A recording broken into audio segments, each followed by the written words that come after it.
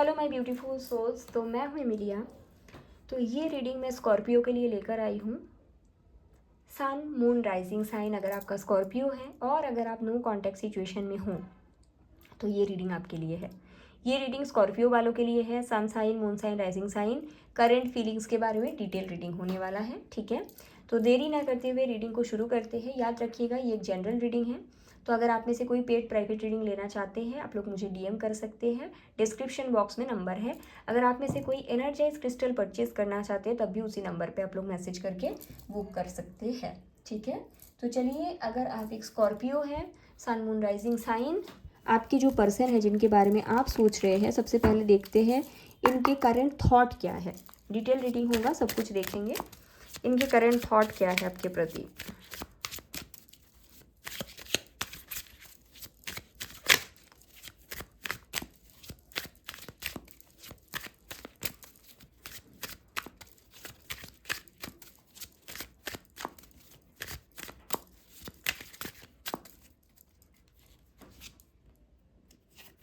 Okay, चलिए देखते हैं इनके करंट थॉट क्या है आपके प्रति।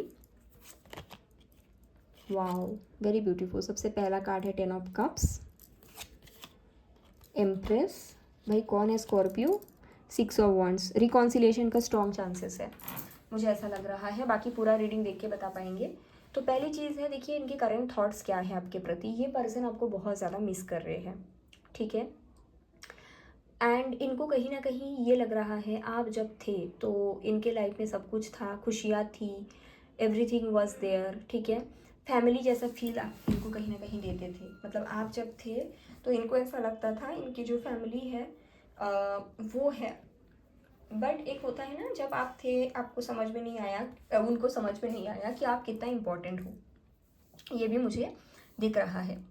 कहीं ना कहीं आप जिस तरह से इनको नर्चर करते थे, आप जिस तरह से इनको पैम्पर करते थे, या फिर आप जिस तरह से इनको स्पेशल फील करवाते थे, वो सारी चीज़ों को ये पर्सन बहुत ज़्यादा मिस कर रहे हैं। उसके साथ साथ मुझे दिख रहा है कि आप जब इनके लाइफ में थे, आप जैसे इनके साथ होता है ना कि शायद आप लोग घूमने जाते थे कहीं पे, या फिर जो भी अच्छे टाइम आप दोनों साथ में स्पेंड करते थे, वो सारे टाइम्स को, वो सारे मोमेंट को ये पर्सन कहीं ना कहीं याद कर रहे हैं। ओके, ये पर्सन को ना आपके लुक्स, आपके ड्रेसिंग सेंस, ये सारी चीज़ भी बहुत ज़्यादा याद आ रहा है।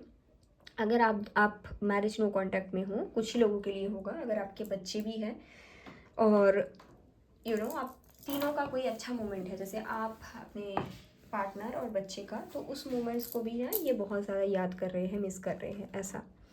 6 ऑफ वॉन्ड कहीं ना कहीं यहाँ पे ये बताते हैं, ये पर्सन को ऐसा लग रहा है जब आप उनके लाइफ में थे तो लाइफ बहुत ज़्यादा सुंदर था। जब आप उनके लाइफ में थे तो विक्ट्री थी लाइफ में, एक सॉर्ट ऑफ सक्सेस जैसा फील होता था, हैप्पीनेस फील होता था, ऐसा लगता था कि सब कुछ है।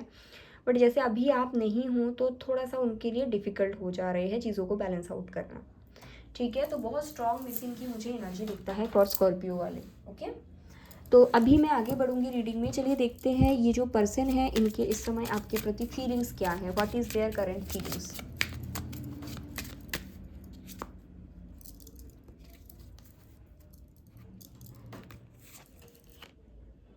Death and king of pentacles. This person is changing, this person is transforming. मुझे लगता है कि पहले कुछ चीज़ ऐसे हुई थी जिसके कारण yes, 8 of pentacles. Now this person really wants to put efforts towards this connection.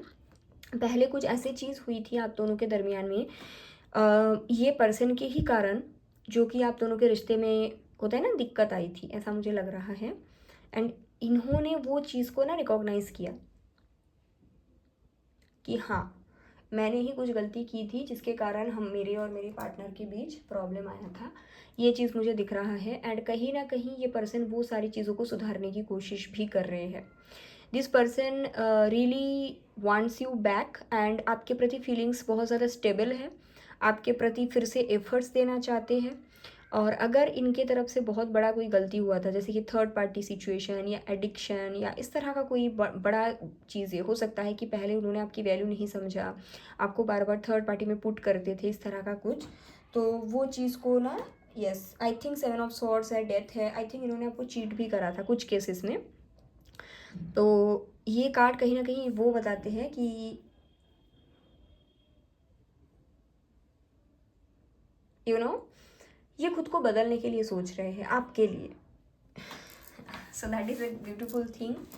मैं इमोशंस का एक बार देखना चाहूँगी, इज़ देयर इमोशंस, बिकॉज ये सब स्टेबिलिटी का कार्ड है, स्टेबल है feelings, but is there any emotions universe? 7 of swords, okay, ace of swords. Emotions भी है, लेकिन फ़िलहाल ऐसा मुझे दिख रहा है कि पास्ट मिस्टेक इन्होंने इतना भारी किए हैं, पास्ट मिस्टेक इनका इस तरह का है कि इनको पता है कि अभी अगर प्यार मोहब्बत शो करे या फिर आई लव यू आके बोले तो शायद चीज़ें ठीक नहीं होंगी। अभी चीज़ें ठीक करने के लिए इनको प्रैक्टिकल स्टेप लेना पड़ेगा और इनका फ़िलहाल उसी दिशा में फोकस्ड है, ठीक है। इमोशंस क्या इनका आपके प्रति है? हाँ है, ठीक है, ये है। चलिए देखते हैं कि आने वाले 7 डेज़ में क्या ये पर्सन आपके तरफ कोई भी एक्शंस ले सकते हैं। मैं ये कार्ड को ही लूँगी क्योंकि ये खुद से आया है। आने वाले 7 डेज़ में क्या ये पर्सन आपके लिए, आपके प्रति कोई भी एक्शंस ले सकते हैं? नो। किंग ऑफ सोर्ड्स ये बताते हैं कि अभी ये प्लानिंग कर रहे हैं कि कैसे चीज़ों को ठीक करना है। इनको पता है, जैसे मैंने बोला ना, कि इनको पता है कि अगर ये वापस आके आपको ये कहते कि आई लव यू तो चीज़ें ठीक नहीं होंगी, क्योंकि गलती बड़ा है। तो प्रॉपर तरीके से आना पड़ेगा। अगर थर्ड पार्टी था तो पहले थर्ड पार्टी को एंड करना पड़ेगा। इनको ये चीज़ पता है, ठीक है। ये कहीं ना कहीं प्रैक्टिकली चीज़ों को सॉर्ट आउट करने की कोशिश कर रहे हैं ताकि आगे जाके चीज़ ना बिगड़े, ठीक है। पहले जो गलतियाँ हुई थी वो ना हुई, और आगे जो भी आपके साथ ये स्टेबिलिटी चाहते हैं वो प्रॉपर चाहते हैं, तो इसलिए थोड़ा टाइम लेके आना चाहते हैं ताकि कोई भी आप शिकायत ना कर पाओ। एक होता है ना, प्रॉपर क्लैरिटी के साथ आने का सोच रहे हैं, ठीक है। तो 7 डेज़ में नहीं है एक्शंस, आगे ज़रूर है, ठीक है। तो चलिए देखते हैं ये पर्सन इस टाइम पे आपको कैसे व्यू करते हैं। ये पर्सन इस टाइम पे आपको कैसे व्यू करते हैं? ये पर्सन आपको कैसे व्यू करते हैं इस समय पे? आपको कैसे व्यू करते हैं स्कॉर्पियो? इनको पहली चीज़ एक मैसेज मुझे मिल रहा है, इनको ऐसा लगता है आपके पास बहुत नॉलेज है हर एक चीज़ के बारे में, आप सही बोलते हो, एक ये मैसेज है। बाकी और देखती हूँ आपको कैसे व्यू करते हैं। पहला कार्ड है 5 ऑफ पेंटिकल। उनको ऐसा लगता है ना कि आप उनको बहुत मिस करते हो, आप भी कहीं ना कहीं उनको बहुत ज़्यादा याद कर रहे हो, आप कहीं ना कहीं इस चीज़ को एक्सेप्ट नहीं कर पाए हो लाइफ में कि वो आपको छोड़ के चला गया है, ठीक है। और कहीं ना कहीं उनको ये भी लगता है कि उन्होंने जो भी आपके साथ किया वो गलत किया, ठीक है। और देखते हैं वो आपको व्यू कैसे करते हैं। क्वीन ऑफ सॉर्ड्स, उनको लगता है आप बहुत ज़्यादा प्रैक्टिकल हो, ठीक है। आप बहुत ज़्यादा सही बात सही समय पे बोलते हो और वो कहीं ना कहीं आपके लायक बनने की कोशिश कर रहे हैं। That is a strong message, ठीक है। वो चाहते हैं कि इस बारी जब वो आपके पास आएंगे तो आपके लायक बन के आए, ना कि ऐसे आए कि जैसे पहले गलतियाँ हुई है फिर से गलतियाँ करते हैं, तो इस तरह से वो आपके पास नहीं आना चाहते हैं। वो चाहते हैं कि आपके लायक बन के आए, क्योंकि उनको लगता है आप बहुत ज़्यादा प्रैक्टिकल हो और सही समय पे सही बात बोलते हो। आपकी जो बात करने का तरीका है उनको बहुत ज़्यादा पसंद है, ठीक है। जजमेंट, उनको ये भी लगता है, मैंने बोला भी कि आपके पास बहुत तरह का नॉलेज है, तो यहाँ पे मुझे लग रहा है उनको स्पेशली आपके स्पिरिचुअल नॉलेज के बारे में उनको बहुत ज़्यादा अच्छा लगता है कि स्पिरिचुअली आपने उनको कुछ सिखाया होगा या फिर आपने उनको कुछ बोला होगा, तो वो चीज़ कहीं ना कहीं उनको बहुत ही ज़्यादा पसंद है, या फिर कह लो उनको बहुत ज़्यादा अच्छा लगता है।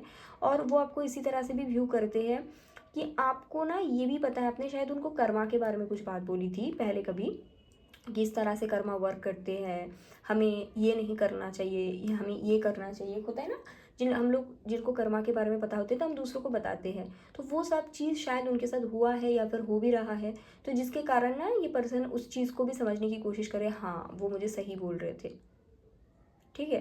तो इस तरह का चीज़ें मुझे दिख रहा है। आगे चलिए देखते हैं कि इस टाइम पे आपके लिए गाइडेंस क्या आ रहा है। What is the guidance for you at this stage? आपके लिए इस समय गाइडेंस क्या है?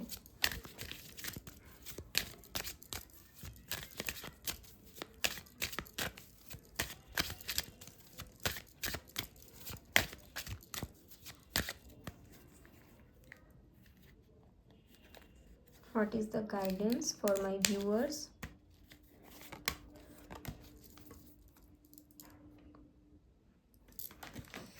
पहला गाइडेंस है शेयर योर बाउंड्रीज। ये चैरिटी का कार्ड है, तो अगर आप ये रीडिंग देख रहे हो, थोड़ा सा हो सकता है आपके रिश्ते में कार्मिक डेप्थ है, तो जब भी ये कार्ड्स आते हैं ये कार्मिक डेप्थ को ही दर्शाते हैं, तो आपको चैरिटी करने की ज़रूरत है, ठीक है।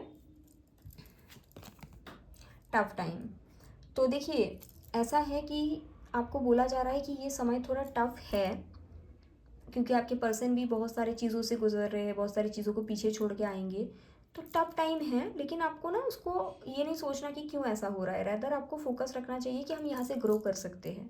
ठीक है, ये एक गाइडेंस है। तीसरा कार्ड है डेथ। देखिए आपके रिलेशन का डेथ हो रहा है, क्योंकि डेथ करंट फीलिंग्स में भी आया था, और ये डेथ होना ज़रूरी था, क्योंकि अगर आपके रिलेशन का डेथ ना होता, ठीक है, तो आपके रिलेशनशिप कभी भी रिस्टार्ट नहीं हो पाता। और ये आप कभी ठंडे दिमाग से सोचना, हो सकता है आपके रिलेशन में ना थर्ड पार्टी सिचुएशन था, ऐसा मुझे लग रहा है, स्ट्रॉन्ग चांसेस मुझे दिख रहा है कि थर्ड पार्टी सिचुएशन था आपके कनेक्शन में। तो ये कार्ड ना ये बताते हैं कि अगर मानो आप दोनों के बीच सेपरेशन नहीं आता, अगर ये कनेक्शन एंड नहीं होता, अगर ये कनेक्शन में डेथ सिचुएशन नहीं आता, तो कभी भी वो कहते हैं ना कि न्यू बिगिनिंग नहीं होता, रिबर्थ नहीं होता। तो कई बारी कुछ कनेक्शन जब टॉक्सिक हो जाए, कई बारी कुछ कनेक्शन जब आपको अपने बेस्ट चीज़ के लिए सर्व ना करे, तो वो कहते हैं ना कि वो डेथ हो जाए, वो एंड हो जाए, तभी अच्छा है।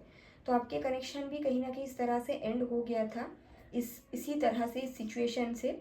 एंड यहाँ पे गाइडेंस ये है कि आप ये ना सोचे कि क्यों ये एंड हुआ था, रादर आप ये सोचे कि इस एंडिंग के बाद आपके कनेक्शन में एक न्यू बिगिनिंग होगा। Let's see what is the yes time to relax. आप रिलैक्स करो, सही समय पे आपके कनेक्शन में न्यू बिगिनिंग होगा। टफ टाइम जा रहा है, थोड़ा चैरिटी कर लीजिए और एक्सेप्ट करिए कि कनेक्शन इसी तरह से एंड होना ज़रूरी था, ताकि एक ब्यूटीफुल न्यू बिगिनिंग हो पाए। सो ऐसा है आपका reading, and I hope it's helpful. You can DM me for paid reading. आप कमेंट भी कर सकते हैं आपको कैसा लगा रीडिंग, एंड इस रीडिंग को क्लेम करने के लिए 1111 ज़रूर कमेंट कीजिएगा। अपना ख्याल रखिएगा, टेक केयर, बाय।